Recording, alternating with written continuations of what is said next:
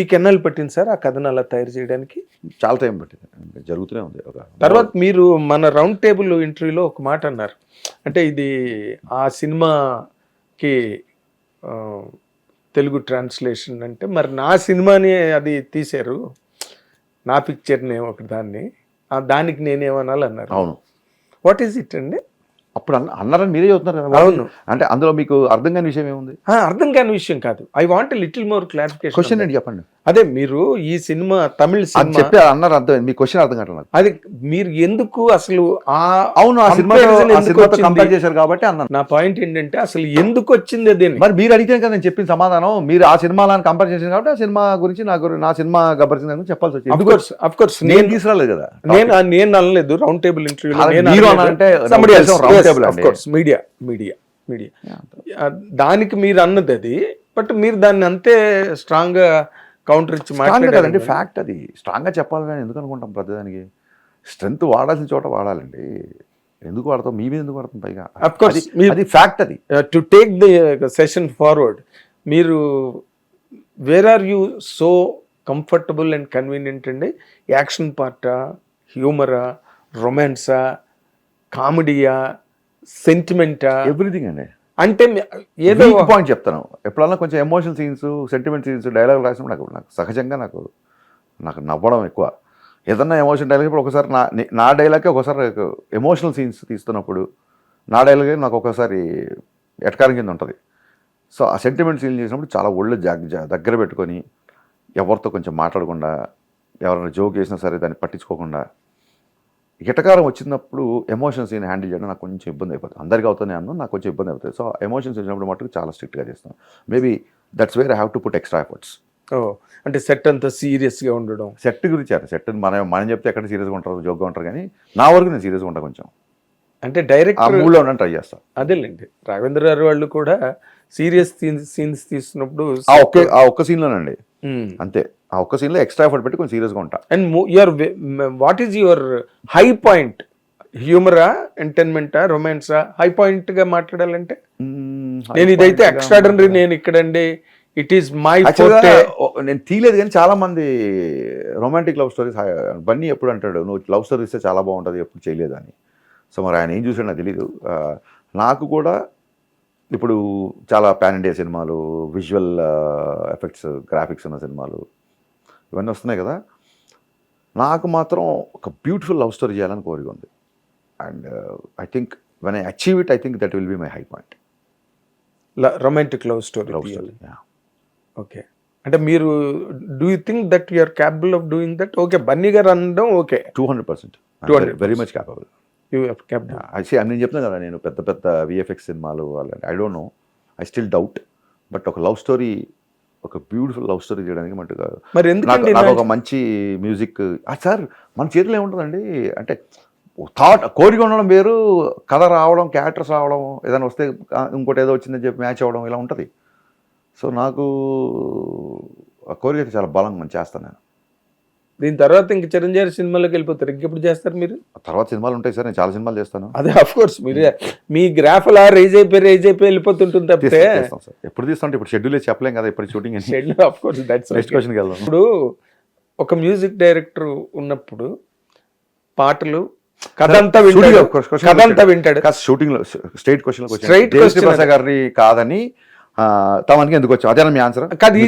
Is it justified అండి? కథంతా వింటాడు ఒక మ్యూజిక్ డైరెక్టర్, విన్న తర్వాత దానికి తగ్గ ఆర్ఆర్ ఏంటి, ఏ ఎమోషన్, అవన్నీ బుర్రలో ఉంటాయి కదా, ఒక మేకప్ ఉంటుంది మైండ్. అవును, సెపరేట్ గా ఒక how ever expert he's, how much ever expert. ఇప్పుడు నేను కథ చెప్తున్నప్పుడు ఏ మ్యూజిక్ డైరెక్టర్ అయినా ఓహో ఇలాంటి సినిమా అని ఒక ఐడియా ఉంటుంది. ఇక్కడికి వచ్చి హీరో ఎలా ఉంటాడు, ఈ లొకేషన్ ఎలా ఉంటుంది, ఇక్కడ నుంచి వస్తుంది, ఇక్కడ నుంచి ఇలా వర్షం పడుతూ ఉంటుంది, ఈ కెమెరా ఎలా వెళ్తూ ఉంటుంది, ఇలా చెప్తుంటాం కదా కథ చెప్తున్నప్పుడు. అవును. What if I shot everything and shown you? ఇంకా అప్పుడు నేను చెప్పాల్సిన అవసరం డైరెక్ట్ విజువలే చూపిస్తున్నా.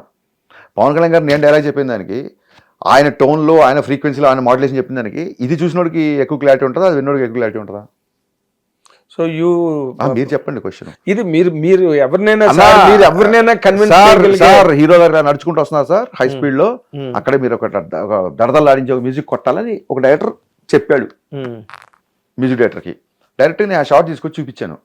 ఇది మోర్ ఎఫెక్ట్. అది ఎంత లెంత్ ఉంది, ఆ బ్యాక్ డ్రాప్ ఎలా ఉంది వెనకాల, ఓన్లీ మ్యూజికే కొట్టాలా, ఈ కొడుతున్నప్పుడు వెనకాల కనుక వర్షం పడితే ఆ వర్షం సౌండ్ వేస్తే ఎలా ఉంటుంది, కాళ్ళు అలా బురదలో పడుతున్నప్పుడు ఆ చినుకులు ఆ బురద సౌండ్ క్లియర్గా, దీనికంటే ఎక్కువ క్లారిటీ ఏముంటుంది మ్యూజిక్ డైరెక్టర్కి. సో ఫస్ట్ కాపీ రెడీ అయ్యాక తమన్ వచ్చాడు కాబట్టి Thaman understood the film lot. Thaman వచ్చిన తర్వాత నా కాన్ఫిడెన్స్ డబుల్ అయిపోయింది. దేవిశ్రీ ప్రసాద్ అద్భుతమైన సాంగ్స్ ఎలా ఇచ్చాడు, తమన్ అద్భుతమైన మ్యూజిక్ ఇచ్చాడు. ఇది ఎమికబుల్గా అతనితో మాట్లాడి క్లియర్గా మాట్లాడి అండ్ టైం లైన్స్ మ్యాచ్ చేయట్లేదు. ఇప్పుడు ఫాస్ట్ ఒక సాంగ్ రిలీజ్ చేసాము వ్యతిరేకాలరా, ఆయన రాలేదు, మీరు చూశారు కదా. అవును, నేను అతను బిజీగా ఉన్న ముందు చెప్తే వేరే కారణాలు అనుకుంటాడు, బట్ అది నిజంగానే రాలేదు, బిజీగా ఉండి రాలేదు పాపం. రాకుండా ఉండడానికి ఎందుకుంటారు. అలాగే ఇప్పుడు నిన్న ఫంక్షన్ చేసాం, ఆయన రాలా, నాకు ఇవన్నీ ముందే తెలుసు, ఆయన బిజీగా ఉన్నారు, ఆయన టైం లైన్స్ మేము మ్యాచ్ చేయలేదు. నేను అప్పుడు చెప్తే ఎవరు నమ్మలా, ఇప్పుడు ఈ 2 సార్లు రాసి అవును దేవి గారు బాగా బిజీగా ఉన్నారు అని చెప్పారు. కాబట్టి అది చాలా ఎమికబుల్ తప్ప వేరే లేదు. చాలా స్ట్రేంజ్ థింగ్ ఏంటంటే అందరి మైండ్లో ఉన్నది, for a function of a greatest star called power star. కళాసుధలో చెన్నైలో జరిగిన కళాసుధ ఉగాది పురస్కారాల్లో దేవిశ్రీ ప్రసాద్ గారికి పిబి శ్రీనివాస్ గారి అవార్డు ఇచ్చారు నేను ఆయనకి. అదే టైంకి జరిగింది. ఇప్పుడు ఇది మంచి రీజను. సో నేను గౌరవించదగ్గ సందర్భం కాదండి. మీరు నేను ట్విట్టర్లో ఫోటోలు పెట్టారు చూశారు. నేను 2-3 మా చంద్రబోస్ గారు రాలేదు, నేను ఆయన పాట రాశాను. మరి ఆయనకి పవన్ కళ్యాణ్ గారి సినిమా కంటే ఏముంటుంది, ఆయనకి అక్కడ అవార్డు ఉంది. సో చంద్రబోస్ గారి ఫొటోస్లో ఇది చూశాను నేను.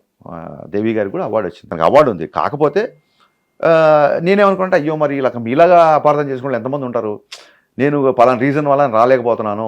All the best Harish, all the best power star Pawan Kalyan గారు, ఆల్ పవర్ ఫ్యాన్స్ అందరూ, పవర్ స్టార్ ఫ్యాన్స్ అందరూ నా సాంగ్స్ ఎంజాయ్ చేసిన. ఆయన ఒక చిన్న వీడియో పెట్టి వదిలితే బాగుండేది. That's what I'm saying. అది దానికి కూడా కొంచెం బిజీగా ఉన్నారేమో ఇంకా అంతే. సో ఆయన తరఫున నేను ఎక్స్ప్లెయిన్ చేసిన, ఆయనకి నేను కళాసుధాలో అవార్డు ప్రోగ్రామ్ ఉంది కాబట్టి రాలేకపోయారు. మార్చి 19 ఈసారి ఉస్తాద్ ఉగాది అండి. ఉగాదికి ఒక బ్రహ్మాండమైన family entertainer, basically it's a family entertainer. Ustaad Bhagat Singh అనే సినిమా యాక్షన్ ఉన్నప్పటికీ యూబైఏ సర్టిఫికేట్ ఇచ్చారు. భయంకరంగా కళ్ళు తిప్పేసుకునే అంత వైలెన్స్ ఏమి ఉండదు. చెప్పాం కదా, డైలాగ్లో చెప్పాం కదా, అందరికీ వైలెన్స్ ఫ్యాషన్ అయిపోయింది. అర్థం, భావం, దాని అవసరం అన్నీ చూపిస్తా అన్నారు మా హీరో గారు. సో దాని తగ్గట్టుగానే సినిమా ఉంటుంది.